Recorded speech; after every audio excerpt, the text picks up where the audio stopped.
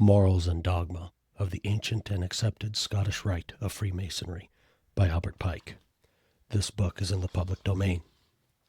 Degree 1, Apprentice. Recording 2. Though Masonry neither usurps the place of nor apes religion, prayer is an essential part of our ceremonies.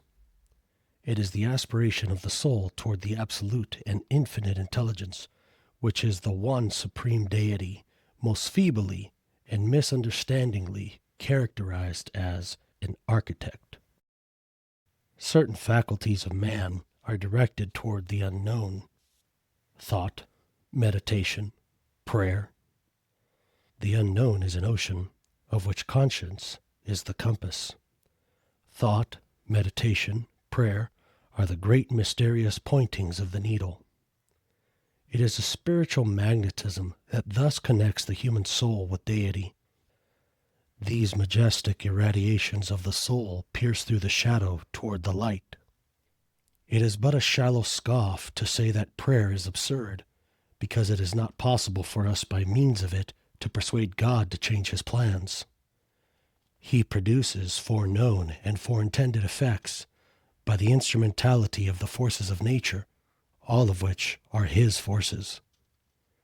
Our own are part of these. Our free agency and our will are forces.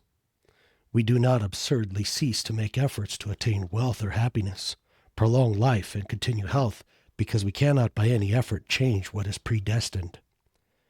If the effort is also predestined, it is not the less our effort, made of our free will. So likewise, we pray. Will is a force. Thought is a force. Prayer is a force. Why should it not be of the law of God that prayer, like faith and love, should have its effects?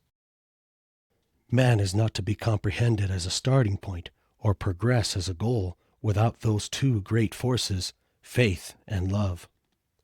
Prayer is sublime. Orisons that beg and clamor are pitiful.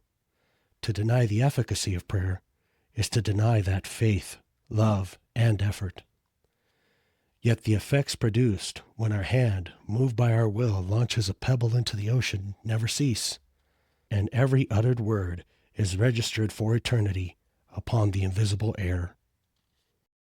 Every lodge is a temple, and as a whole, in its details symbolic. The universe itself supplied man with the model for the first temples reared to divinity. The arrangement of the Temple of Solomon, the symbolic ornaments which formed its chief decorations, and the dress of the high priest all had reference to the order of the universe as then understood. The temple contained many emblems of the seasons, the sun, the moon, the planets, the constellations Ursa Major and Minor, the zodiac, the elements, and the other parts of the world. It is the master of this lodge of the universe, Hermes, of whom Kurum is the representative, that is one of the lights of the lodge.